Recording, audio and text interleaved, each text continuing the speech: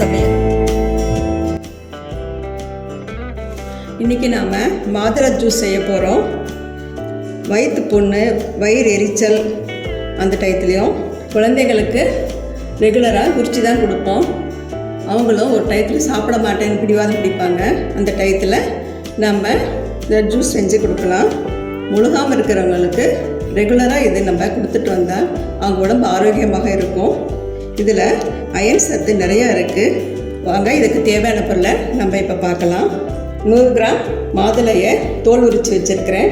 காய்ச்சி ஆறின பால், சின்ன டம்ளரில் 1 டம்ளர், சர்க்கரை 2 ஸ்பூன், ஃப்ளேவருக்கு 2 ஏலக்காய் எடுத்துருக்கோம். இப்போ நம்ம மாதுளை ஜூஸ் எப்படி செய்யலான்னு பார்க்கலாம். ஒரு மிக்சியில் மாதுளை, ஏலக்காய் போட்டு அடித்து எடுத்துக்கலாம் நைஸாக. இப்போ நைஸாக நம்ம அடித்து எடுத்துருக்குறோம். இதோட பால் கூட சர்க்கரை போட்டு அடிச்சுட்டு ஃபில்டர் பண்ணிக்கலாம். பால் சர்க்கரை போட்டு அடித்து எடுத்துட்டோம். இப்போ வடிகட்டிக்கலாம். தண்ணி அதிகமாக சேர்த்தக்கூடாது, கெட்டியாக இருக்கணும். இது வந்து 2 முறை வடிகட்டிக்கலாம். ஏன்னா விதையெல்லாம் இருக்கும், அதனால் நம்ம 2 முறை வடிகட்டிக்கணும். குழந்தைங்க ஒரு முறை வடிகட்டி கொடுத்தா விதை இருக்குதுன்னு சாப்பிட மாட்டாங்க. அதனால் நம்ம 2 முறை வடிகட்டிக்கலாம். இப்போ இன்னொரு முறை நம்ம வந்து வடிகட்டிக்கலாம்.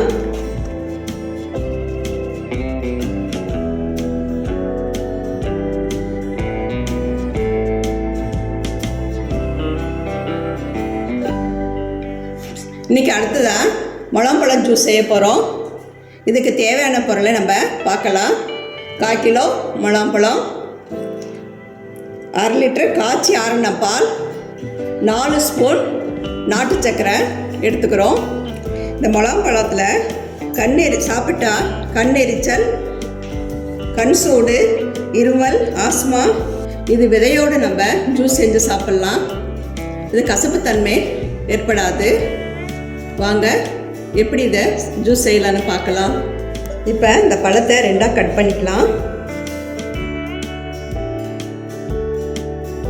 இந்த உள்ளே இருக்க விதையை நம்ம போட்டுக்கலாம்.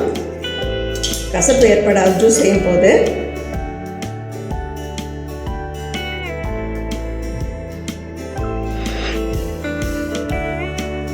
இப்போ பழத்தை சுற்றி இருக்கிறதும் விதை எல்லாமே நம்ம எடுத்துட்டோம். ஒரு பாத்திரத்தில் போட்டுடுறோம். இதில் கொஞ்சோண்டு நம்ம எடுத்து வச்சுருக்கிற பாலை கொஞ்சம் ஊற்றி மிக்சியில் அடித்து எடுத்துக்கலாம். இதோட நாட்டு சர்க்கரை சேர்த்துக்கலாம். மிக்சியில் போட்டு அடித்து எடுத்துக்கிட்டோம். இதை வடிகட்டிக்கலாம். முழாம்பழத்தை இதில் சத்து இருக்குது, அதனால் நம்ம விதையோடு சேர்ந்து அடித்து எடுத்துருக்குறோம். பால் இதோட கலந்துக்கலாம். டேஸ்ட் பண்ணி பார்க்கலாம். ஸ்வீட் சரியாக இருக்குது. நம்ம ஒரு டம்ளரில் மாற்றிக்கலாம். இப்போ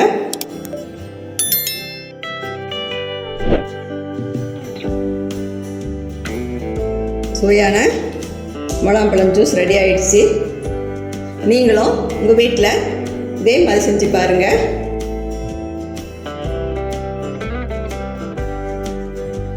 அடுத்ததான் நெல்லிக்காய் ஜூஸ் செய்ய போகிறோம். நெல்லிக்காயில் விட்டமின் சி இருக்குது. தொடர்ந்து சாப்பிட்டு வந்தால் நம்ம சருமம் வந்து பளபளன்னு இருக்கும். ஹேர் ஃபால்ஸ் ஆனவங்க தொடர்ந்து இது சாப்பிட்டு வந்தால் ஹேர் ஃபால்ஸும் நின்றுடும். சர்க்கரை வியாதிக்காரங்க இது சாப்பிட்டு வந்தால் சர்க்கரை அளவும் கண்ட்ரோலாக இருக்கும். நெல்லிக்காயை அப்படியே சாப்பிட்லாம். இப்போ நெல்லிக்காய் ஜூஸ் செய்கிறதுக்கு தேவையான பொருளை நம்ம பார்க்கலாம். 4 நெல்லிக்காய் எடுத்துக்கிறோம். 1/2 மூடி எலுமிச்சை சாறு. கொஞ்சம் துவர்ப்பு தன்மை இருக்கிறதுனால நெல்லிக்காயில் எலுமிச்சை ஜூஸ் 1/2 மூடி எடுத்துக்கிறோம். உப்பு தேவையான அளவு. நாட்டு சர்க்கரை 4 ஸ்பூன் எடுத்துக்கிறோம். கருவேப்பிலை ஒரு கொத்து எடுத்துக்கிறோம். வாங்க இப்போ எப்படி ஜூஸ் செய்கிறதுன்னு பார்க்கலாம். இப்போ இந்த பெரிய நெல்லிக்காயை கொட்டை எடுக்கிறதுக்காக கட் பண்ணி சின்ன சின்னதாக எடுத்துக்கிறோம். மிக்சியில் அப்போ தான் அரைப்படும். அதனால் சின்ன சின்ன பீஸாக இப்படி கட் பண்ணி எடுத்துக்கணும். இப்போ பெரிய நெல்லிக்காயை இதே மாதிரி நம்ம கட் பண்ணி எடுத்துக்கிட்டோம். மிக்ஸி ஜாரில் போட்டுக்கிறோம். அது கூட கருவேப்பிலை, உப்பு, அரை மூடி எலுமிச்சை சாறு பிழிஞ்சிக்கிறோம். மிக்சியில் போட்டு அரைச்சி எடுத்துக்கணும். 6 லிட்டர் தண்ணி இதோட சேர்த்து நம்ம அரைச்சி எடுத்துக்கிறோம். இப்போ ஜூஸ் மிக்சியில் போட்டு அடித்து எடுத்துக்கிட்டோம். ரெடி ஆகிடுச்சு. வடிகட்டி எடுத்துக்கலாம். இது சர்க்கரை சேர்த்தாமலும் நம்ம குடிக்கலாம். ஸ்வீட் வேணும்னு நினைக்கிறவங்க நாட்டு சர்க்கரையோ தேனோ வெள்ளை சர்க்கரையோ சேர்த்திக்கலாம். மார்னிங்கில் நம்ம எழுந்தோடனே கொஞ்சம் தண்ணி குடிச்சிட்டு வெயிட் லாஸ் வேணுங்கிறவ இதை வெறும் வயிற்றில் சாப்பிட்டுட்டு வந்தோம்னா வெயிட் லாஸ் ஆகிடும். இப்போ இதோட நான் நாட்டு சர்க்கரை சேர்த்துக்கிறேன். நம்ம டேஸ்ட் பண்ணி பார்க்கலாம். ஸ்வீட் சரியாக இருக்குது. எனக்கு நெல்லிக்காய் ஜூஸ் ரெடி ஆகிடுச்சு. இன்றைக்கி நம்ம 3 வகையான ஜூஸ் செஞ்சுருக்குறோம். நீங்களும் உங்கள் வீட்டில் செஞ்சு பாருங்கள். இந்த வீடியோ உங்களுக்கு பிடிச்சிருந்ததுன்னா சித்ரா சமையலுக்கு லைக் பண்ணுங்கள், கமெண்ட்ஸ் பண்ணுங்கள், சப்ஸ்கிரைப் பண்ணுங்கள். உணவே மருந்து. மிக்க நன்றி. இந்த வீடியோ உங்களுக்கு பிடிச்சிருந்தா சித்ரா சமையலுக்கு லைக் பண்ணுங்க, ஷேர் பண்ணுங்க, சப்ஸ்கிரைப் பண்ணுங்க. உங்களுடைய கருத்துக்களை கமெண்ட் செக்ஷன்ல பதிவு பண்ணுங்க. உணவே மருந்து.